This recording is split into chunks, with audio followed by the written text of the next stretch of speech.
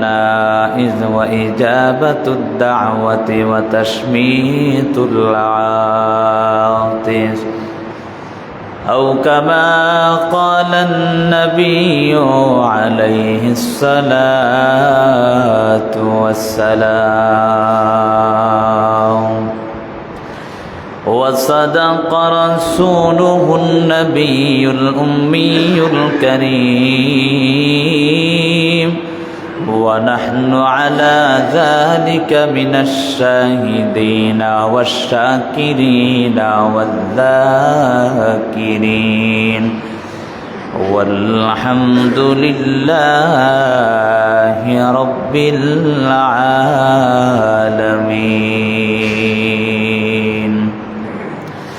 ربي زدني علما رب اشرح لي صدري ويسر لي أمري واحلل عقدة من لساني يفقه قولي.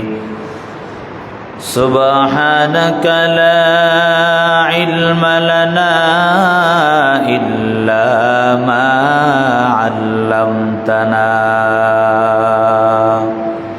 إنك أنت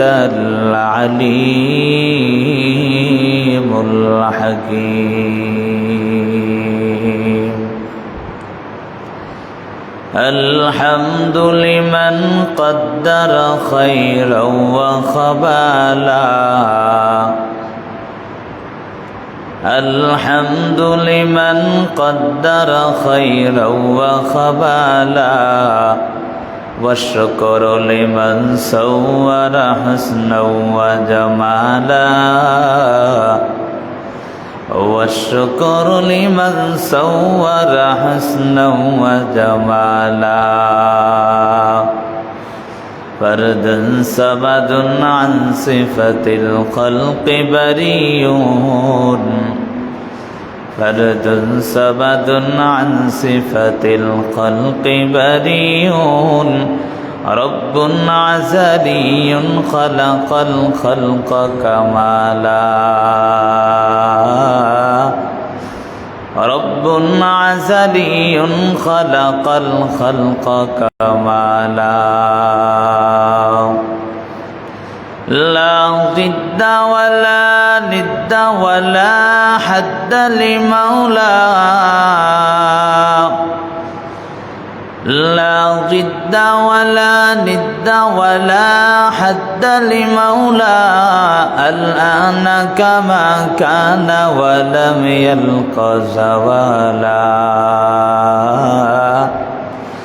الآن كما كان ولم يلق زوالا.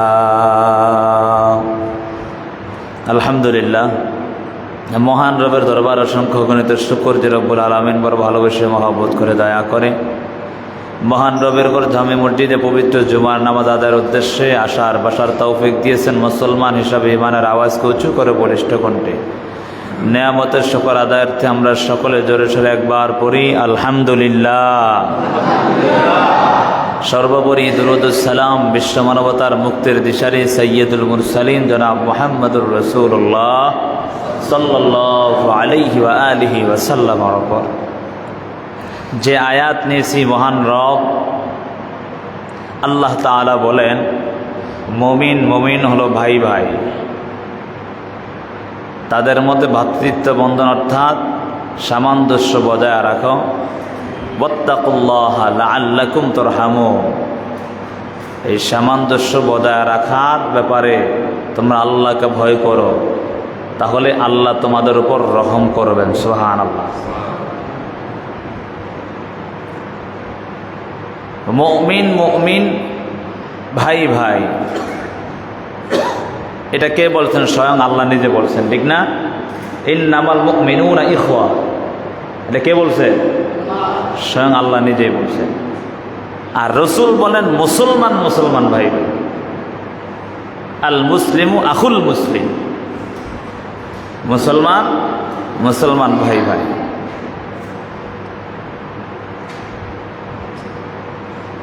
আল্লাহ তাআলা এই আয়াতের মধ্যে কি বুঝাতে চাচ্ছেন বনি আদমদেরকে, উম্মতে মুহাম্মদীদেরকে আয়াত দ্বারা কি বুঝাতে চাচ্ছেন, সেটা হলো, মূল বিষয়টা হলো প্রতিবেশীর হক। মুসলমানের সাথে সম্পর্কটা কেমন হবে আরেকজন মুসলমানের, সেই বিষয়ে আলোচনা।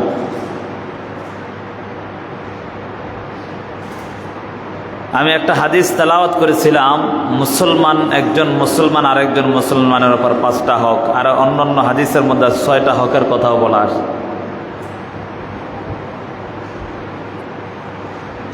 মুসলমান হিসাবে তার মধ্যে 5-6টা হক রয়েছে, আবার পাড়া প্রতিবেশী হিসাবেও তার মধ্যে হক রয়েছে। আজকাল দেখা যাচ্ছে পাড়া প্রতিবেশীর সাথে আমাদের ব্যবহার ভালো নয়, আছে না এমন? প্রতিবেশী আমার সাথে, আরেকজন প্রতিবেশী তার সাথে আমার ব্যবহার ভালো নয়, ঝগড়া বিবাদ লেগেই থাকে। এই বাচ্চাগুলো এন থেকে সরান সব, আমার বয়ানে ডিস্টার্ব করে প্রত্যেক দিন। এদিকে এদিকে এদিকে মনোযোগ দিই। যেটা বলতে চাচ্ছিলাম, যেহান লইরা যাবে, কারণ মোতালা করে আইতো দেখা গেছে কিছু দেন মাথার ঢুকে ওই দিক সেদিক নজর গেলাম সব লইরা যাবে, ঠিক না? আল্লাহ বুঝার তৌফিক দেন, সকলে বলে আমিন। যে কথা বলতেছিলাম, কোন জায়গা জানি আসছিলাম, প্রতিবেশীর সাথে আমাদের ব্যবহার ভালো নয়, অথচ রাসূলুল্লাহ সাল্লাল্লাহু আলাইহি ওয়াসাল্লাম বলেন, ওয়াল্লাহি লা ইউমিন, ওয়াল্লাহি লা ইউমিন, ওয়াল্লাহি লা ইউমিন। নবীজি 3বার কসম খেয়েছেন, সেই ব্যক্তি মুমিন নয়। কসম করে বলে সেই ব্যক্তি মুমিন নয়, কসম করে বলে সেই ব্যক্তি মুমিন নয়, কসম করে বলে সেই ব্যক্তি মুমিন নয়। আল্লাহ রাসূলকে প্রশ্ন করলেন, ইয়া রাসূলুল্লাহ, তারা কার? ওই লোকটা কে? কিলা ইয়া রাসূলুল্লাহ ওয়া মান? ইয়া রাসূলুল্লাহ, ওই লোকটা কে যে মুমিন নয়? আল্লাহ রাসূল বলেন, আল্লাযী লা ইউমিন, ওই ব্যক্তি মুমিন নয় যার দ্বারা জারিহি বাওয়াইহি, যার দ্বারা তার প্রতিবেশী কষ্ট পায়।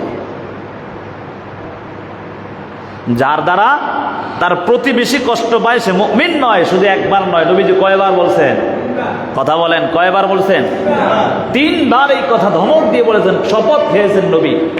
আর 3 অক্ষর দ্বারা শপথ হয়, ওয়াল্লাহ, বিল্লাহ, তাল্লাহ, ওয়াও বা তা, এই 3টা অক্ষর দ্বারা কি হয়? শপথ খায়। তার মধ্যে নবীজি বলেন, ওয়াল্লাহি, আল্লাহর কসম করে বলি, লা ইউমিন, সেই ব্যক্তি মুমিন নয়। বলে কে? সেই লোকটা হলো যার দ্বারা তার প্রতিবেশী কষ্ট পায়, যার দ্বারা তার প্রতিবেশী কষ্ট পায়। তাহলে চিন্তা করেন, আমি মুমিন দাবি করি, ঠিক না? অথচ হাদিসের মধ্যে, অপর হাদিসের মধ্যে আছে, আল মুসলিমু মান সালিমাল মুসলিমুনা মিন লিসানিহি ওয়া ইয়াদিহি। খাঁটি মুসলমান ওই ব্যক্তি হয় যার হাত ও মুখ, অর্থাৎ মুফাসসিরিনে কেরাম, এই মুহাদ্দিসিনে কেরামে হাদিসের ব্যাখ্যা করতে গিয়ে বলেন যে তার অঙ্গ প্রত্যঙ্গ থেকে অপর মুসলমান নিরাপদ থাকে। তার অঙ্গ প্রত্যঙ্গ থেকে অপর মুসলমান নিরাপদ থাকে। তাহলে বোঝা গেল মূল বিষয়টা হলো প্রতিবেশীর হক আমরা কতটুকু আদায় করছি, নাকি প্রতিবেশীর সাথে আমার আর আপনার ব্যবহারটা কেমন হওয়ার প্রয়োজন। নবীজি প্রতিবেশীদের সাথে এবং সাহাবায়ে কেরাম প্রতিবেশীদের সাথে কেমন ব্যবহার করেছেন, এই জিনিস যদি আমরা লক্ষ্য করি তাহলে আমরা প্রকৃত মুমিন হতে পারব। অপর এক হাদিসের মধ্যে আসছে, ওই ব্যক্তি জান্নাতে প্রবেশ করবে না যার দ্বারা তার প্রতিবেশী কষ্ট পায়। নাউযুবিল্লাহ। লা ইয়াদখুলুল জান্নাতা মান লা ইয়ামানু জারুহু বাওয়াইকাহু। আমি কি বানায় বলছি? রাসূল হাদিসের মধ্যে বলছেন, ওই ব্যক্তি জান্নাতে প্রবেশ করবে না যার দ্বারা তার প্রতিবেশী কষ্ট পায়। জান্নাতে যদি না পাই, এই দুনিয়াতে আইসা আমার লাভটা হলো কি, নাকি এই দুনিয়াটা তো আমার জন্য ফসল কামায়ের জায়গা, নাকি নেক আমল কামাইয়ের জায়গায় নেক আমল দ্বারাই তো আল্লাহ আমাকে জান্নাত দিবেন, ঠিক না?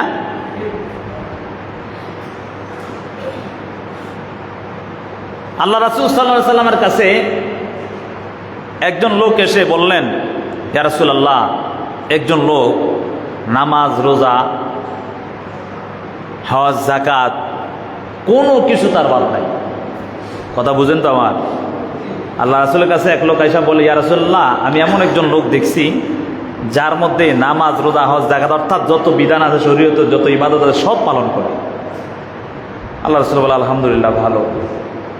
তবে ইয়া রাসূলুল্লাহ, একটা জিনিস তার মধ্যে বলে, সেটা হলো তার অনিষ্টতা থেকে তার পার্শ্ববর্তী পাড়া প্রতিবেশী নিরাপদ নয়। রাসূল বলেন, সে জাহান্নামী। রাসূল বলেন কি? সে জাহান্নামী। নামাজ, রোজা, হজ, যাকাত সমস্ত ইবাদতের মধ্যে সে পাবন্দী, অর্থাৎ পরিপূর্ণ পুঙ্খানু আদায় করার চেষ্টা করে, কিন্তু একটা সমস্যা, তার জবান দ্বারা অর্থাৎ তার দ্বারা তার প্রতিবেশী কি পায়? কষ্ট পায়। রাসূল বলে, সে জাহান্নামী। পয়গম্বর আরবীকে আবার বলে, ইয়া রাসূলুল্লাহ, আমি আরেকজন এমন একজন লোক দেখলাম যিনি ঠিক মতো নামাজও পড়ে না, রোজাও রাখে না, নামাজ পড়ে তবে সব সময় না। ও পয়গম্বর, কিন্তু আমি তাকাইয়া দেখি ওই আপনার আল্লাহর বান্দাটা, তার দ্বারা মানুষ কোনোদিন কখনো কষ্ট পায় না, তাকে মানুষ খুব মহাব্বত করে, শুধু তার একটাই দোষ, সে ঠিক মতো নামাজ, রোজা, হজ, যাকাত ইত্যাদি আদায় করে না। নবীজি বলে, সে জান্নাতি। সুবহানাল্লাহ। নবী বলে কি? সে জান্নাতি। এমন একটা প্রশ্ন আসতে পারে, তাহলে নামাজ রোজা লাগবো না, এমনি জান্নাতি নাকি? হ্যাঁ, বাঙালি জাতি। হুজুর প্রশ্ন, হুজুর ওয়াজ করছে, ওয়াজের মধ্যে বলছে নামাজ রোজা লাগতো না, এমনি জান্নাতে যাওয়া যায়, ঠিক নি? না না, আল্লাহ তাআলা এই কথাটা নবীর মাধ্যমে কেন জানালেন? বুঝাতে চাচ্ছেন আল্লাহ তাআলা নামাজ, রোজা, হজ, যাকাত এগুলো হলো আমি আল্লাহর হক, আর পাড়া প্রতিবেশীর সাথে সদ আচরণ করা এটা হলো বান্দার হক। আমি আল্লাহর হক মাফ করতে পারি, কিন্তু আমি আল্লাহ কখনো বান্দার হক মাফ করতে পারি না। আল্লাহ তাআলা বলে, আমি আল্লাহ বান্দার হক মাফ করি না, আমি নিজের হক মাফ করতে পারি। তাহলে বোঝা গেল সদ আচরণ করা এটাও একটা মুমিনের সাথে, অর্থাৎ প্রতিবেশীর সাথে সদ আচরণ করা এটা প্রতিবেশীর হক নাকি? আমার দ্বারা অন্য কেউ কষ্ট পাবে এটা কখনো হতে পারে না। আমি মুমিন বান্দা হলাম, আমার দ্বারা অন্য মুমিন কষ্ট পাবে এটা হতে পারে না। হে দুনিয়ার মানুষ, শোনো, সাহাবায়ে কেরাম কেমন ভাবে প্রতিবেশীর সাথে ব্যবহার ভালো করেছেন। পয়গম্বরের সাহাবী এবং আদরের নাতি ছিল হযরত হাসান রাদিয়াল্লাহু তাআলা আনহু। নাম শুনলেন না? হাসান রাদিয়াল্লাহু তাআলা আনহু, হাসান হুসাইন রাদিয়াল্লাহু তাআলা আনহুমা। যেই হাসান নবীজির এত প্রিয় জানো, নবীজি মাঝে মাঝে যখন ছোট ছিলেন ওই সময় নবীজি গোরার মতো হইয়া আদরের নাতিদেরকে কাঁধে চড়াইতেন, খুব আনন্দ ভোগ করতেন। সেই নাতির ব্যাপারে হাদিসের মধ্যে আসছে, হাসান ইবনে আলী রাদিয়াল্লাহু তাআলা আনহু, তিনার পার্শ্ববর্তী অর্থাৎ তিনার পাশের যে ঘর ছিল সেটা ছিল একজন ইহুদির ঘর। সেই ইহুদি বাড়ির মধ্যে যে প্রাচীর ছিল, ইহুদির বাড়ির প্রাচীরটা ভেঙে পয়গম্বরের নাতি, আদরের নাতি হাসান রাদিয়াল্লাহু তাআলা আনহুর বাড়ির দিকে তার ময়লাগুলো এসে ঢুকে পড়ল। বুঝেন কথা? হাসান রাদিয়াল্লাহু তাআলা আনহুর বাড়ির পাশে ছিল একজন ইহুদির বাড়ি। ইহুদির বাড়ি থাকার কারণে ইহুদির বাড়ির যেই প্রাচীর ছিল সেই প্রাচীরটা ভেঙে তার বাড়ি থেকে ময়লা আবর্জনা পয়গম্বরের আদরের নাতির বাসায় ঢুকে গেল। এই ময়লা আবর্জনাগুলো ইহুদি দেখতে পায় না, কিন্তু ইহুদির স্ত্রী একদিন পয়গম্বরের নাতি, আদরের নাতি হাসানের বাড়ির কাছে আসলে তাকায়া দেখলেন হাসান রাদিয়াল্লাহু তাআলা আনহুর বাড়ির মধ্যে এমনভাবে তার বাড়ির ময়লাগুলো প্রবেশ করতেছে। হাসান রাদিয়াল্লাহু তাআলা আনহুর বাড়ির দিকে গুলা দেইখা ইহুদির স্ত্রী বাসায় গিয়া তার স্বামীর কাছে ডাক দিয়া বলে, আদরের স্বামী আমার, তাকায়া দেখো ওই যে মুহাম্মদের আদরের নাতি ছিল হাসান, সেই হাসানের বাসার মধ্যে আমাদের ময়লাগুলো এমনভাবে আমাদের প্রাচীরটা ভেঙে তার বাসার দিকে এমনভাবে ময়লা ঢুকতেছে, যদি সে কিছু আগে আগে বলে ফেলে তাড়াতাড়ি তার কাছে গিয়া ক্ষমা চাও। ইহুদি গিয়া সাথে সাথে পয়গম্বরের আদরের নাতি হাসান রাদিয়াল্লাহু তাআলা আনহুর কাছে গিয়া বলে, হে মুহাম্মদের আদরের নাতি, আমি তোমার কাছে একটু আসছি ক্ষমা চাওয়ার জন্য। বলে, কি, কেন আমার কাছে ক্ষমা চাইবা? বলে, এই যে আপনার বাড়ির মধ্যে আমার বাড়ির প্রাচীর ভেঙে আপনার বাড়ির মধ্যে ময়লা ঢুকেছে, এই জন্য আমি আপনার কাছে ক্ষমা চাই, আপনি আমাকে মাফ করে দেন। পয়গম্বরের আদরের নাতি ডাক দিয়া বলে, হে ইহুদি ভাই শোনো, আমি তো তোমাকে ক্ষমা করবই বা কেন, তুমি তো অন্যায় করো না। সুবহানাল্লাহ, জোরে বলে না সুবহানাল্লাহ। বাইতে কইছে মুখ বন্ধ করে দিতেন, তাই কার কার বাইতে কইছে মুখ বন্ধ করতে, একটু হাত তোলেন তো। কইছি না এখন সুবহানাল্লাহ বলে সব আছে না নাই? জোরে বলেন তো সুবহানাল্লাহ। যে কে কেমন জোরে পারে সুবহানাল্লাহ বলেন তো আরেকবার, আরো জোরে একবার সুবহানাল্লাহ বলেন। কে যেন বন্ধ রাখছে মুখটা, দেখেন কে বন্ধ রাখে, আবার জোরে বলেন সুবহানাল্লাহ। আলহামদুলিল্লাহ, আল্লাহ কবুল করেন সকলে বলে আমিন। গুণ হয়েছে না সওয়াব হয়েছে? কথা কয় না, গুণ হয়েছে না সওয়াব হয়েছে? এই নামাই কয় না কথা, গুণ হয়েছে না সওয়াব হয়েছে? আল্লাহ বুঝার তৌফিক দেন। রাগ করছেন? নবীজি মাঝে মাঝে একটু খুনসুটি করতেন নাকি, তবে শরীয়ত সম্মত করতে হবে। আল্লাহ বুঝার তৌফিক দেন সকলে বলে আমিন। এই জন্য মাঝে মাঝে কিছু নিয়ামতের কথা শুনলে সুবহানাল্লাহ আলহামদুলিল্লাহ বলতে হয় নাকি। হাসান রাদিয়াল্লাহু তাআলা আনহু বলেন, এরে ভাই, তুমি তো আমার সাথে কোনো অন্যায় করো না, তাহলে আমি তোমাকে কেন ক্ষমা করব? এই কথা বলার পর ইহুদি ডাক দিয়া বলে, হে হাসান শোনো শোনো, আমি তো অন্যায় করি না, আমি সেটা বলি না, আমি তোমার কাছে ক্ষমা চাইতে আসছি আমার অন্যায়ের কারণে। বলে, কি এমন অন্যায়? বলে, আমার বাড়ির প্রাচীরটা ভেঙে বাড়ির ময়লাগুলো তোমার বাড়ির মধ্যে ঢুকে গেছে, এই জন্য আমি তোমার কাছে ক্ষমা চাচ্ছি, তুমি আমাকে ক্ষমা করে দাও। আমার পয়গম্বরের আদরের নাতি ডাক দিয়া বলে, রে ভাই শোনো, এখানে অন্যায়ের কিছু নাই, ক্ষমারও কিছু নাই, প্রতিবেশী হিসাবে একটু সমস্যা হতেই পারে, তার জন্য আমার নবী, আমার নানা হযরত মুহাম্মদুর রাসূলুল্লাহ সাল্লাল্লাহু আলাইহি সাল্লাম এই শিক্ষাটা দিয়েছে, কখনো প্রতিবেশীকে কষ্ট দেওয়া যাবে না,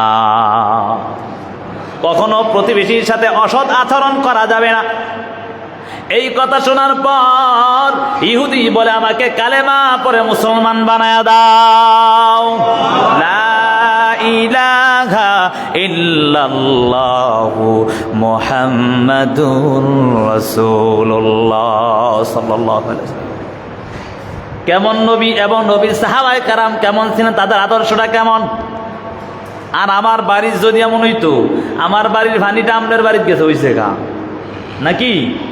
এখন তো বৃষ্টির মৌসুম, বৃষ্টির পানি যদি আরেকজনের বাসায় যায়, অবস্থা খুব খারাপ, ঠিক না? পারে না এমন ভাবে মামলা হয়, আসেনি এমন সমাজে? এই সমাজে এগুলা নাই, এই জন্য আপনারা বুঝেন না, বুঝেন নাই, অভাব নাই। এই জন্য প্রতিবেশী হিসাবে তাকে ছাড় দেওয়া প্রয়োজন, কথা বলে না, ঠিক নেই? পয়গম্বর আরবি অপর এক হাদিসের মধ্যে আসছে,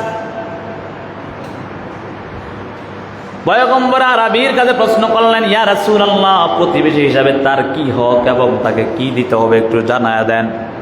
নবীজি ডাক দিয়া বলে, যদি কোনো আপনার প্রতিবেশী ঋণগ্রস্ত হয়, তাহলে আপনি চেষ্টা করবেন তার ঋণটা পরিশোধ করার জন্য। নবীজি বলেন, যদি আপনার কোনো প্রতিবেশী ঋণগ্রস্ত হয়ে যায়, তাহলে আপনি চেষ্টা করবেন তার ঋণ পরিশোধ করার জন্য। আর আমরা হইলে কইতাম, যদি কিছু লাভে দেই তাহলে দিবানি। হ্যাঁ, বুঝেন নাই কথা? এত টাকা খাটামো, কিছু দরকার তো আছে, দেওয়ার দরকার আছে, আছে না নাই? হ্যাঁ আছে। রাগ করেন? রাগ করেন আপনারা? সঠিকটা বোঝানোর জন্য বলতেছি রে বাবা। প্রতিবেশী বিপদের মধ্যে পড়ে গেছে, আরেক প্রতিবেশী সুযোগ পাইয়া এমনভাবে তাকে চাপায়া ধরছে, এত টাকা যদি না দেও তাহলে তোমাকে হেল্প করা হবে না। হ্যাঁ ঠিক নি? সুযোগ পাইছি, এখন হ্যাঁ না নিয়েও পারতো না, কি কয়, এখন না নিয়েও পারবে না, নিতেই হবে, আর আমারও তার থেকে আদায় করতেও হবে। নাউজুবিল্লাহ। আসেনি সমাজে এমন কুচক্রী মহল, আছে না নাই? এমন সুদখোর ঘুষখোর সমাজে আছে না নাই? জোরে বলেন, আছে না নাই? এই সুদখোরের ঠিকানা জান্নাত না জাহান্নাম? জোরে বলেন, জান্নাত না জাহান্নাম? এই সুদখোর ঘুষখোরের ঠিকানা জাহান্নাম। সুযোগ পাইয়া সুযোগ সন্ধানী দেখবেন মাঝে মাঝে রাস্তায় রাস্তায় ঘুরে আবার বড় বড় কথা বলে, কিন্তু কোনো কামাই রুজির কোনো উৎস দেখা যায় না। আছে না নাই? কামাই রুজির কোনো উৎস নাই, কিন্তু দেখা যায় ভালো খায় ভালো পরে, কত সুন্দর শরীরটা তেল তেল্লা দেখা যায়, খুব সুন্দর দেখা যায়, বডি ফিটনেসটা খুব ভালো দেখা যায়, বডি ফিটনেস ভালো, কিন্তু কাজ নাই কাম নাই। মাঝে মাঝে মনে প্রশ্ন থাকে, হায় হায়, আবার কোনো কাজ করে না, কোনো কিছুই করে না, কিন্তু তাকাইয়া তো দেখি কোনো কিছুর অভাব নাই। কেমনে? খোঁজ খবর নিয়ে দেখি ওই লোকটা অত অমুক লোকের সাথে লেনদেন আছে। কথা গায় না? আসেনি? এই ময়লা খাউন্না লোক আছে না নাই? আল্লাহ বুঝার তৌফিক দেন সকলে বলি আমিন। বুঝে না, এই জন্যই অন্যায় করে। কথা বলেন ঠিক নেই? বুঝে অনেকে শয়তান ধোঁকায় বেড়া করে, ঠিক না? আল্লাহ সঠিক বুঝ দান করেন, সকলে বলি আমিন। নবীজির কাছে প্রশ্ন করলেন, ইয়া রাসূলুল্লাহ, প্রতিবেশী হিসাবে তাকে আমি কি দেওয়ার আছে? নবীজি এই কথা শোনার পর সাহাবায়ে কেরামদেরকে বললেন, ও সাহাবায়ে কেরাম শুনো, তোমার প্রতিবেশী যদি কোনো ঋণগ্রস্ত হয়ে যায় তাহলে তুমি তাকে ঋণ পরিশোধের ব্যবস্থা করে দাও। হে সাহাবায়ে কেরাম শুনো, যদি তোমার কোনো প্রতিবেশী অভাবগ্রস্ত হয় তাহলে তুমি তাকে দান করো। কি কয়? বুঝেই না কথা। যদি কোনো প্রতিবেশী অভাবগ্রস্ত হয় তাহলে তাকে দান করো, এটা কার কথা? নবীর কথা, স্বয়ং হাদিসের মধ্যে আসে। প্রতিবেশী যদি কোনো ভালো কাজ করে তাহলে তাকে মোবারকবাদ দাও, তাহলে তাকে সাধুবাদ দাও। যদি কোনো কিছু সমস্যার সম্মুখীন হয়ে যায় তাকে সমবেদনা জানাও, তার দুঃখে তুমিও নিজে দুঃখিত হও। নবীজি বলেন, যেই কাজগুলো করবে তাহলে তার সাথে প্রতিবেশীর হক আদায় হয়ে যাবে, আর যার সাথে প্রতিবেশীর হক আদায় হবে সেই বিনা হিসাবে আমার আল্লাহ তাকে জান্নাত দান করবে। কারণ হাদিসের মধ্যে আসছে, কোন লোক যদি মারা যায়, মারা যাওয়ার পর কেউ যদি তাকে ভালো বলে তাহলে সে জান্নাতি। সুবহানাল্লাহ। সমাজবাসী যদি তাকে ভালো বলে তাহলে সে জান্নাতি। কিন্তু এমন না, মরার পর জানালার সামনে দাঁড়ায় আপনারা এখন সবাই ভালো নি, হ্যাঁ আমাকে ভালো আতুরে কয় না অনেক সময়, বুঝেন নাই? বাটপার জিলারি সব সারা জীবন করছে, জানা যায় কয় অমুক লোকটা এমন ছিল, মানুষ তো বুঝেন তো, মানুষ কয় হ্যাঁ ভালো ছিল, আতুরে এখন ভালো নেই, কয় হ্যাঁ ভালো। জোর করে ভালো হওয়ার সুযোগ নাই। কথা বলেন ঠিক নেই? জোর করে ভালো হওয়ার সুযোগ আছে? ভালো বলতে হবে। লোকে যাকে ভালো বলে ভালো সে হয়, নিজে যাকে ভালো বলে ভালো সে নয়। এই জন্য বাবা এই কথাটা বোঝার জন্য বলতেছি, পাড়া প্রতিবেশী যদি এমনভাবে আপনার ওপর, আপনার প্রতিবেশী যদি এমনভাবে অভাবগ্রস্ত হয়ে যায় তাহলে তাকে দান করবেন। এরে বাবা, যেই কথাটা বুঝাতে চাচ্ছিলাম, আরও মনে হয় কোনো এক জুমার মধ্যে এই ঘটনাটা উল্লেখ করেছিলাম। আলী ইবনে মুআফিক রহমতুল্লাহ আলাই সিরিয়ার জমিনের একজন আল্লাহর বান্দা ছিলেন, বড় দরিদ্র এবং জীর্ণশীর্ণ একজন মানুষ। আর এই ঘটনাটা ঘটেছে আব্দুল্লাহ ইবনে মুবারক রহমতুল্লাহ আলাইহির সাথে, যিনি ছিলেন ইমাম বুখারী রহিমাহুল্লাহর ওস্তাদ। সুবহানাল্লাহ। যারা বুখারী করে ওই বুখারীর ওস্তাদও ছিলেন ইমাম আব্দুল্লাহ ইবনে মুবারক রহিমাহুল্লাহ। প্রত্যেক বছর 1000, কেউ বলে আরো বেশি, কেউ বলেন কিছু কমও হতে পারে, হাজি নিয়া হজ করার জন্য রওনা হয়। আল্লাহর বান্দা এক বছর হজ করার জন্য রওনা হয়ে গেলেন। রওনা হওয়ার পর সবাই মিলে হজ করে, হজ যখন সমাপ শেষের দিকে চলে আসলো, আব্দুল্লাহ ইবনে মুবারক রাহিমাহুল্লাহ কাবা শরীফের পাশেই এমনভাবে একটু হেলান দিয়া ঘুমাচ্ছন্ন হয়ে গেলেন, যার লক্ষ লক্ষ হাদিস মুখস্থ ছিল। সুবহানাল্লাহ। আব্দুল্লাহ ইবনে মুবারক রাহিমাহুল্লাহ ঘুমের ঘরে ঘুমায় রইছে, কাবা শরীফের পাশে হেলান দিয়া ঘুম। দুইজন লোক মানুষের সুরুত ধরে এসে আব্দুল্লাহ ইবনে মুবারকের পায়ের দিকে এবং মাথার দিকে এসে বসল। দুইজন লোক বসিয়া ডাক দিয়ে একজন আরেকজনকে বলে, হে ভাই বলো, এবারের হাজি কতজন জানোনি? আরেকজন বলে, মনে হয় আমার তো জানা নাই। বলে, তাহলে 6 লক্ষ হাজি হজ করতে আসছে। সুবহানাল্লাহ। কয় লক্ষ? মতান্তরে 6 লক্ষ হাজি হজ করার জন্য এসেছে। আব্দুল্লাহ ইবনে মুবারক তাকায়, ওই ঘুমের মধ্যে তাকায় তাকায় দেখতেছে। আচ্ছা, ওই দুইজন লোক একজন আর একজনকে প্রশ্ন করে, বলো এই হাজিগুলোর হজ কি কবুল হয়েছে কিনা? বলে একজনের হজও কবুল হয় না। কি কয়? একজনের হজও কবুল হয় না। এ কথা বলার পর আব্দুল্লাহ ইবনে মুবারক আশ্চর্য হয়ে ঘুমের মধ্যে তাকায় রয়েছে, স্বপ্নে তাকায় তাকায় দেখতে কি এমন ঘটনা, আমি এত বড় একজন আলেম, লক্ষ লক্ষ হাদিস আমার মুখস্থ, কিন্তু আমার হজটা কবুল হইল না, কারণটা কি একটু জানতে চাই। দুইজন লোক একজন আরেকজনের সাথে আলাপচারিতায় লিপ্ত হয়ে গেছে। বলে 6 লক্ষ হাজির একজনের হজ কবুল হয় না, তবে এক আল্লাহর বান্দার কারণে আল্লাহ তাআলা 6 লক্ষ হাজির হজকে কবুল করেছেন। সুবহানাল্লাহ। একজন লোকের কারণে 6 লক্ষ হাজির হজ কবুল হয়ে গেছে। সুবহানাল্লাহ। তবে সেই 6 লক্ষ হাজির যে হজ কবুল হয়েছে, যেই লোকটার কারণে সেই লোক হজে আসে না। সুবহানাল্লাহ বলুন না। সেই লোকটা হজ করার জন্য আসে না, কিন্তু সেই লোকের কারণে 6 লক্ষ হাজির হজ আমার আল্লাহ কবুল করেছেন। আব্দুল্লাহ ইবনে মুবারকের অন্তরের মধ্যে কেমন যেন আবেগ, চিন্তায় পড়ে গেল। কি এমন এই লোকটা, কে, তার পরিচয়টা জানতে চাই। ওই লোকটা বলে, একজন আরেকজনকে প্রশ্ন করে, তাহলে ওই লোকটার বাড়িটা কোথায়? বলে সিরিয়ার জমিনের মধ্যে। আব্দুল্লাহ ইবনে মুবারকের হঠাৎ করে ঘুমটা ভেঙে গেল। হায় হায়, কি দেখলাম কি দেখলাম। ঘুমের থেকে জাগ্রত হইয়া আব্দুল্লাহ ইবনে মুবারক রহমতুল্লাহ আলাইহি সাথীদেরকে 1000 হাজিদেরকে নিয়ে ডাক দিয়া বলে, হে সাথীরা শোনো, তোমরা আগামীকালকে ইরাকের জমিনের দিকে রওনা হয়ে যাইবা, কিন্তু আমি আমার ইরাকে যাব না, আগে আমি আমার কাজ সেরে তারপর আমি ইরাকের দিকে রওনা হয়ে যাব। প্রতিবেশীর কি হক সেটা বোঝানোর জন্য বলতেছি। আব্দুল্লাহ ইবনে মুবারক বলে, আমি আর আমার বাড়ির দিকে আগে যাব না, আগে আমি আমার উদ্দেশ্য হাসিল করে তারপর আমার বাড়ির দিকে রওনা হব। এই কথা শোনার পর আব্দুল্লাহ ইবনে মুবারকের সাথীরা সবাই রওনা হয়ে গেলেন আগামীকাল। এদিক দিয়ে আব্দুল্লাহ ইবনে মুবারক সিরিয়ার জমিনের দিকে রওনা হয়ে গেলেন। সিরিয়ার জমিনের দিকে রওনা হইয়া সিরিয়ায় পৌঁছার পর আব্দুল্লাহ ইবনে মুবারক সবার কাছে জিজ্ঞাসা করে, আলী ইবনে মুয়াফিক নামে এমন একটা লোকের নাম আপনারা শুনছেন কিনা? সবাই বলে, না না, আমরা তো জানি না, এমন কোনো নাম আমরা শুনতে পাই না।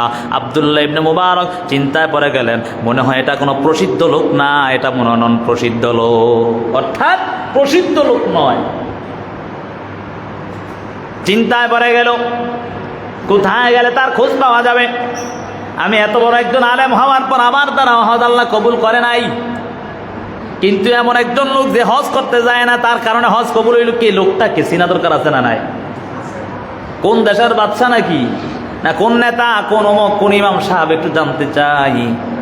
আব্দুল্লাহ ইবনে মুবারক খুঁজতে খুঁজতে সপ্তাহ লাগায় দিল, কিন্তু তার কোনো খোঁজ পায় না। খোঁজ না পাওয়ার কারণে আব্দুল্লাহ ইবনে মুবারক আস্তে আস্তে করে যখন রওনা হতে লাগলেন, গ্রামের দিকে রওনা হতেন, বলেন শহরের মধ্যে আর পাওয়া যাবে না, দেখি একটু গ্রামের দিকে গিয়া দেখি তার খোঁজটা কোনো পাওয়া যায় কিনা। গ্রামের দিকে ঢোকার পর হঠাৎ করে একজন বৃদ্ধ লোক তাকায় দেখলেন, বৃদ্ধ লোকের সামঞ্জস্য হয়ে গেল। বৃদ্ধ লোককে পাইয়া আব্দুল্লাহ ইবনে মুবারক ডাক দেয়া বলে, চাচা বলো, এই এলাকার মধ্যে এমন নামে অমুক কোনো লোক আছে কিনা? বলে, থাকবে না কেন, ওই যে ঝুপড়ি ঘরটা দেখা যায়, ওই ঝুপড়ি ঘরের মধ্যে যে আছে তিনার নামই হল আলী ইবনে মুয়াফিক। সুবহানাল্লাহ। ইমাম বুখারী রাহিমাহুল্লাহর উস্তাদ আব্দুল্লাহ ইবনে মুবারক দৌড়ায় গিয়া ঘরের সামনে হাজির। সালাম বিনিময় করার পর ওই জানলার বান্দা গ্রামের একটা ঝুপড়ি ঘরের মধ্যে থাকতো, ওই ঝুপড়ি ঘর থেকে বের হইয়া সালাম মুসাফা মুআনাকা করলেন। সালাম মুসাফা মুআনাকা করার পর আলী ইবনে মুয়াফিক দেখে বুঝতে পারছেন, এত সুন্দর নুরানি চেহারা, দাড়িগুলো বড় বড় দেখা যায়, এটা অন্য কোনো লোক না, এটা বড় একজন আলেম হতে পারে। খুব ভালোভাবে তার সাথে মুসাফা মুআনাকা করার পর, মেহমানদারি করার পর, এবার আব্দুল্লাহ ইবনে মুবারক বলে, আপনার নামে কি আলী ইবনে মুয়াফিক? বলে, হ্যাঁ, আমার নামে আলী ইবনে মুয়াফিক। বলে, কি আপনার পরিচয় একটু জানতে চাই। বলে, আমার কোনো পরিচয় নাই, আমি এলাকার মধ্যে শুধু কাজ করি, মুসিরি কাজ। সুবহানাল্লাহ। মুচির কাজ করে, জুতা সিলায় জুতা।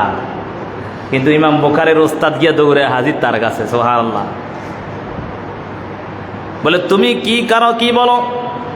ঠিক আছে মুচির কাজ করো, কিন্তু কি এমন তোমার কাজ যার কারণে তোমার একজনের কারণে আমার আল্লাহ 6 লক্ষ হাজির হজকে কবুল করেছেন, সুবহানাল্লাহ।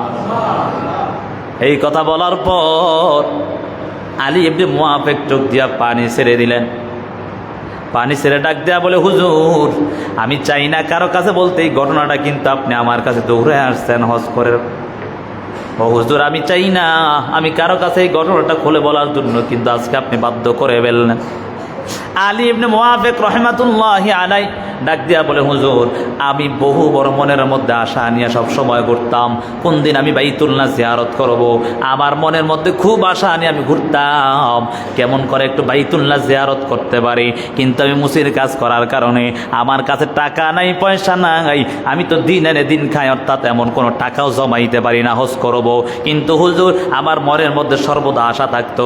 এই জন্য বাবা একটা কথা স্মরণ রাখবেন, চেষ্টা করলে উপায় করে দেয় কে? জোরে বলেন, চেষ্টা করলে উপায় করে কে? মান জাদ্দা ওয়াজাদা, যে চেষ্টা করে সে পেয়ে যায়, সুবহানাল্লাহ। চেষ্টা করবেন, মিলাই দিবি কে? চেষ্টা করা যাবে না? চিন্তা করছেন আরে বাপরে রিক্সা চালায় খায়, আবার হজের আশা করা যায় না, এই চিন্তা করা যাবে? মনের মধ্যে সব সময় আশা থাকতে হবে, আল্লাহ একদিন হলেও বাইতুল্লাহ জিয়ারত করবো ইনশাআল্লাহ, নাকি? আলী ইবনে মুআফিক রাহমাতুল্লাহ আলাইহি ডাক দেয়া বলে, আমি দিন এনে দিন খাইতাম, মনের মধ্যে খুব আশা ছিল আমি হজ করব, বাইতুল্লাহ জিয়ারত করব, কিন্তু টাকা নাই, পয়সা নাই, আমার এমন কোনো বড় কাজও নাই, কোনো ব্যবসা প্রতিষ্ঠান নাই যে আমি আমার টাকা পয়সা জমাইয়া হজ করব। কিন্তু মনের মধ্যে খুব আশা নিয়ে ঘুরতাম, কোন দিন বাইতুল্লাহ জিয়ারত করতে পারি। এই আশা নিয়ে ঘুরতে ঘুরতে আমার মনের মধ্যে জাগলো, সারাটা দিন কাজ করার পর ওই কাজ করিয়া টাকাগুলো দিয়ে আমার সংসার চালাবো, আবার ওভার ডিউটি, রাত্রেবেলা ডিউটি করব, রাত্রে যেই ডিউটি দিয়ে আমার টাকা পয়সা হবে, ওই টাকাগুলো দিয়া আমি আবার হজের জন্য প্রস্তুতি নিব, সুবহানাল্লাহ। আব্দুল্লাহ ইবনে মুবারক মনোযোগ সহকারে শুনতেছেন, আলী ইবনে মুআফিক বলতেছেন আর চোখ দিয়া পানি ছাড়তেছে। আব্দুল্লাহ ইবনে মুবারক বলে, তাহলে আপনি কি এবছর হজ করেছেন কিনা? বলে না, আমি হজে দেই না। কিন্তু টাকা জমানো হয়েছে কিনা? বলে হ্যাঁ, টাকাও জমানো হয়েছে। তাহলে কেন হজে যান নাই? আলী ইবনে মুআফিক রাহমাতুল্লাহ আলাইহি ডাক দেয়া বলে, আব্দুল্লাহ ইবনে মুবারককে ডাক দেয়া বলে, হুজুর শুনে নেন, আমি তো টাকা পয়সা জমাইছিলাম, অনেক কষ্ট করে করে করে করে টাকা জমালাম কাজ করে, কিন্তু আমি হজে যাই না, তার কারণটাও আপনি জানতে চাচ্ছেন। তবে শুনে নেন, আমি যখন হজে যাওয়ার জন্য সব কিছু প্রস্তুতি নিয়ে নিলাম, ধরেন আগামীকালকে আমার প্রায় সব ঠিক হয়ে যাবে, কিন্তু আজকের মধ্যে হঠাৎ করে আমার ঘরের মধ্যে কেউ 2টা ঘটনা এখানে উল্লেখ করেছেন। কে বলেছেন, আলী ইবনে মুআফিক খাবার খাওয়ার জন্য যখন বাসায় আসলেন, বাসায় আসার পর আদরের স্ত্রী তাকে ঠিক মতো খাবার দিতে পারে না, কোনো রকম 2-3টা রুটি দিয়ে দিলেন। রুটি দেওয়ার পর আলী ইবনে মুআফিক যখন স্ত্রীকে ডাক দিয়া বললেন, আদরের স্ত্রী শোনো, তুমি যে আমাকে এই রুটি 2টা দিলে, আমি এখন কি দিয়া খাবো? হালুয়া যদি থাকতো বা অন্য কোনো ঝোল থাকতো, যদি সিরকা থাকতো, তাহলে তুমি আমাকে সেইটা দিতা, সেটা দিয়ে আমি খাইতাম। এখন আমি কোথা থেকে খাবারের ব্যবস্থা করব? এই 2টা জিনিস আমি কিভাবে খাবো? এই কথা বলতেছেন। এই কথা বলার পর আদরের স্ত্রী তার সন্তানটাকে অন্যের প্রতিবেশীর কাছে পাঠাইয়া দিলেন। প্রতিবেশীর কাছে পাঠানোর পর আল্লাহর বান্দা আলী ইবনে মুআফিক রাহমাতুল্লাহ আলাইহি আদরের সন্তানটা গিয়া ডাক দিয়া বলে, আপনাদের ঘর থেকে খাবারের গ্রান আসতেছে, গোশতের গ্রান আসতেছে, আপনার কাছে আমি চাই যে আপনার ঘর থেকে আমাকে একটু গোশত দিবেন, ধার হিসাবে। আমার মা আবার যদি অন্য কোনো দিন পাক করে, তাহলে আমি আবার আপনারটা পূরণ করে দিব। তবে আমার বাবা এখনো খাবার খায় না, এই জন্য চাই আপনি আমাকে এমনভাবে কিছু ধার দিয়ে আমাকে সহযোগিতা করবেন। এই কথা বলার পর আল্লাহর বান্দা সন্তান যখন বারবার কান্না করে ডাক দিয়া বলে, ঘর থেকে আওয়াজ দেয়, এরে বাবা শোনো, আমরা যে ঘরের মধ্যে খাবার পাক করছি এটা সত্য, তবে শুনে নাও, শুনে নাও, এটার দ্বারা তোমার বাবার জন্য এই খাবারটা হালাল হবে না। এই খাবারটা তোমার বাবার জন্য হালাল হবে না। এই খাবারটা তোমার বাবার জন্য হারাম, আমাদের জন্য হালাল। আচ্ছা বলেন তো, একটা প্রশ্ন জাগে কি জাগে না?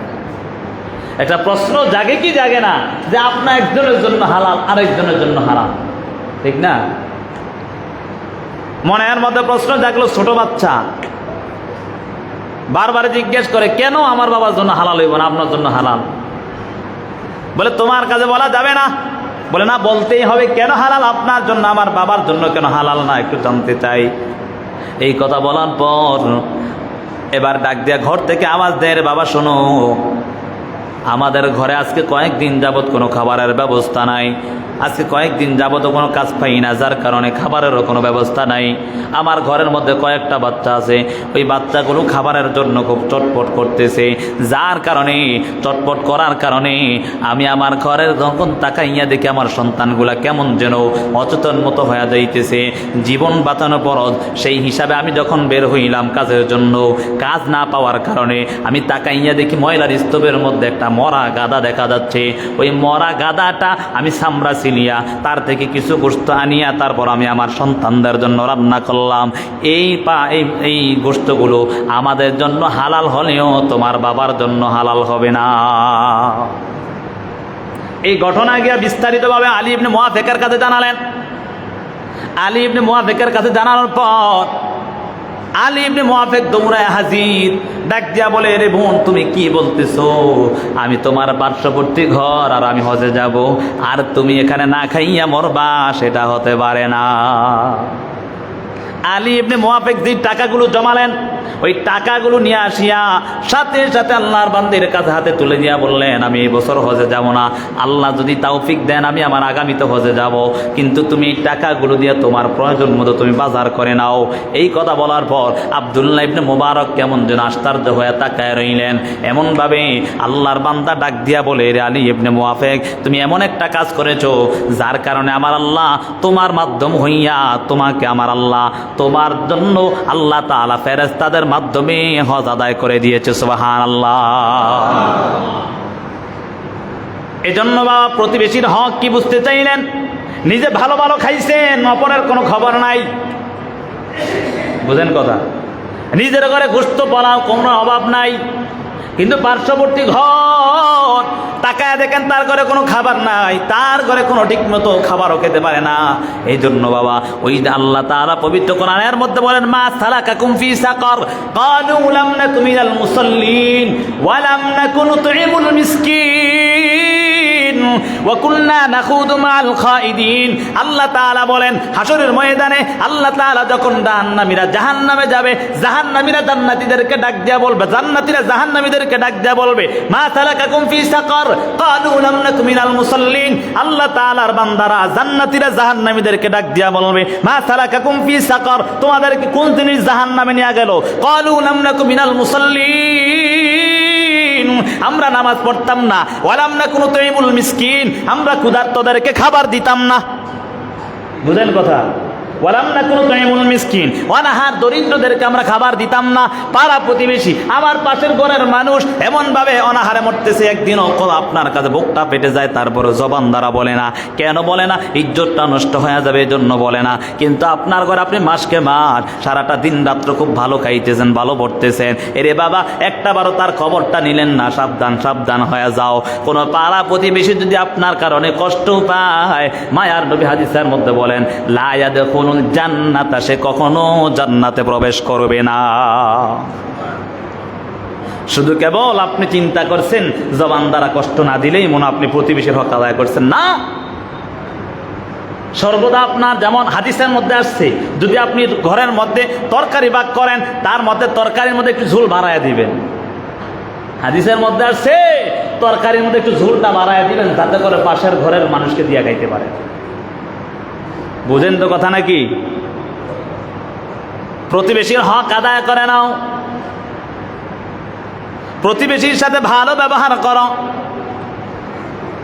নবীজি হাদিসের মধ্যে এই কথাই বলেছেন, প্রতিবেশী যদি ঋণগ্রস্ত হয় তাহলে ঋণ তার আদায় করার ব্যবস্থা করে দেও। যদি অভাবগ্রস্ত হয় তার অভাবটা তাকে দান করো, দান খয়রাত করো। যদি আল্লাহর বান্দা কোনো ভালো কাজ করে তাহলে তুমি তাকে মোবারকবাদ দাও, নিজে আনন্দ উপভোগ করো। যদি কোনো বান্দা যদি কোনো সমস্যার সম্মুখীন প্রতিবেশী হয়ে যায়, তাহলে ওই বান্দা ওই বান্দির জন্য তুমি নিজেও সমবেদনা প্রকাশ করো এবং তার দুঃখে নিজেও দুঃখিত হও। নবীজি বলেন, এই কাজগুলো যদি করতে পারো তাহলে আমার আল্লাহ তোমাকে জান্নাতি হিসাবে ঘোষণা করবেন। সুবহানাল্লাহ। আল্লাহর নবী এই কথাই বলেছেন, ওয়াল্লাহি লা ইউমিন, ওয়াল্লাহি লা ইউমিন, ওয়াল্লাহি লা ইউমিন। ওই ব্যক্তি কখনো জান্নাতে প্রবেশ করবে না। কসম করে বলেন ওই ব্যক্তি মুমিন নয়, ওই ব্যক্তি মুমিন নয়, ওই ব্যক্তি মুমিন নয়। বলে কে কে? কিলা ইয়া রাসূলুল্লাহ ওয়া মান। ওই লোকটাকে, যেই লোকটা মুমিন নয়। মায়ার নবী যখন এই প্রশ্ন করলেন, মায়ার নবী সাথে সাথে ডাক দেয়া বলে, ওই লোকটা হলো যার দ্বারা প্রতিবেশী কষ্ট পায়। যার দ্বারা প্রতিবেশী কষ্ট পাবে ওই লোকটা কখনো মুমিন হতে পারে না, ওই লোকটা কখনো জান্নাতি হতে পারে না। আচ্ছা বলেন তো, মুমিন যদি না হয় জান্নাতে ঢোকার কোনো সুযোগ আছে? কথা বলে না, সুযোগ আছে? যদি মুমিনে না হয় জান্নাতেরও সুযোগ নাই। মূল হিসাবে তো এখানে। তাহলে আগে মুমিন হতে হবে। মুমিন হতে হলেই তুমি প্রতিবেশীর সাথে সদ আচরণ করতে হবে। যদি মুমিন হতে পারো তাহলে তুমি মুমিন হবে কিভাবে? বলে প্রতিবেশীর সাথে সদ আচরণ করতে হবে, প্রতিবেশীর সাথে আমার ব্যবহার ভালো করতে হবে। এর বাবা তাকাইয়া দেখো মায়ার নবীর কেমন আদর্শ ছিল, মায়ার নবী কেমন ভাবে প্রতিবেশীদের সাথে ভালো ব্যবহার করতেন। মায়ার নবী একদিন একজনের কাছ থেকে ধার নিলেন, টাকা ধার নিলেন। টাকা ধার নেওয়ার পর মায়ার নবী একদিন সময় বেঁধে নিলেন, অমুক দিন অমুক তারিখ অমুক সময় দেব। এজন্য কোনো কিছু যদি ধার নিতে হয় মানুষের কাছ থেকে নির্দিষ্ট সময় নিয়ে নিতে হবে। বুঝেন তো কথা? আপনি এমনভাবে ধার নিছেন, তা আপনার কাছ থেকে টাকা নিব না, বাড়তি টাকা নিব না, কাছ থেকে নিব। আপনারা টাকা দিছে 1 মাসের কথা বলে আপনি 6 মাসের খবর নাই। কথা বলেন আছে না নাই? এমন সমাজে আছে। হ্যাঁ, যদি আপনার সমস্যা হয় তাহলে আগে জানাবেন, সময় শেষ হওয়ার আগে আপনার জানাতে হবে ওই লোকটাকে। শরম থাকবে তো ইনশাআল্লাহ। মায়া নবী সময় বেঁধে নিয়ে কিছু টাকা ধার নিলেন। কিছু টাকা ধার নেওয়ার পর সময় বেঁধে নিলেন, কিন্তু কয়েকদিন না যেতেই ইহুদি সাথে সাথে মায়ার নবীর কালারে গিয়ে চাপিয়ে ধরলেন। ডাক দিয়া বলে, মোহাম্মদ, আব্দুল্লাহর বেটা মোহাম্মদ, তাড়াতাড়ি আমার টাকাগুলো দিয়া দাও। এদিক দিয়ে সাহাবায়ে কেরাম সবাই বসে আছে, তাকাইয়া দেখতেছে। ওমরও বসে আছেন। ওমর নরম না গরম? কথা কয় না, ওমর নরম না গরম?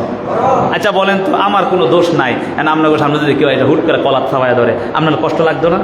ইমাম সাহেবরা ধরছে, যদি দোষ না থাকে, দোষ থাকলে সেটা ভিন্ন ব্যাপার নাকি? ধরেন আপনার এই কেউ ধরছে হঠাৎ করে, দোষ নাই, এটা কষ্ট লাগবে কি লাগবে না? আমার আরো তো নবী, যে সাহাবায়ে কেরাম নবীর জন্য জীবন দিয়া দিবে। কথা বলেন ঠিক না ঠিক? ওমর রাগান্বিত হয়ে দাঁড়ায় গেল, ঠাস করে দাঁড়ায় দেখে, এই ঘটনা কি?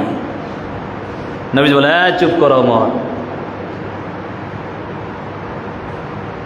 সাহাবায়ে কেরাম রাগান্বিত হয়ে গেলেন, ওমর রাগান্বিত হয়ে গেলেন। ওমর ডাক দিয়া বলে, কি হয়েছে তোমার? তার সময় আছে, তুমি কেন এখন মায়ার নবীর কলারে চাপিয়ে ধরছো? বলে, আমি টাকা পাওয়ানোর জন্য চাইছি। মায়ার নবী ডাক দেয়া বলে, ওমর না না, তার সাথে ব্যবহার খারাপ করা যাবে না, ব্যবহার খারাপ করা যাবে না। বলে, কেন করা যাবে না? সে আমার কাছে পাও না, যদিও সে তার আইন অমান্য করেছে সেটা সে আল্লাহর কাছে জবাব দিবে, তবে সে আমার কাছে পাও না, এই জন্য তার সাথে আমার ব্যবহার খারাপ করা যাবে না। তুমি 1 নাম্বার হলো যদি পারো বাইতুল মাল থেকে এই টাকাটা পরিশোধ করে দাও।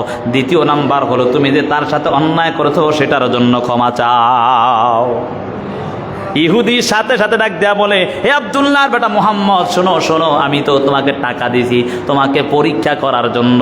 তাড়াতাড়ি কালেমা পড়া দাও, লা ইলাহা ইল্লাল্লাহু মুহাম্মাদুর রাসূলুল্লাহ সাল্লাল্লাহু আলাইহি ওয়াসাল্লাম। তাহলে তাদের প্রতিবেশীর সাথে আচরণ কেমন ছিল সেটার দিকে লক্ষ্য করলে দেখা যায় আমার আর আপনার আচরণ কেমন। আবার এই কাজ করা যাবে না, আপনার বাড়ির ময়লা অপরের বাড়ির কাছে আইসা সব নষ্ট করে ফেলছে, আপনি সেটার জন্য জবাব দিতে হবে আল্লাহর। নাকি কথা বলেন ঠিক না বেঠিক? এজন্য এই কাজও করা যাবে না, আরেকজন প্রতিবেশীকে কষ্ট দেওয়া যাবে না। আল্লাহ আমাদেরকে সর্বপ্রথম যে কথাগুলো বললাম, সর্বপ্রথম আমাকে আমল করার তৌফিক দান করুন, তারপর সকলকে আমল করার তৌফিক দান করুন। ওয়া মা তৌফিক ইল্লা বিল্লাহ। যারা সুন্নাত আদায় করে নাই সুন্নাত আদায় করে নেই।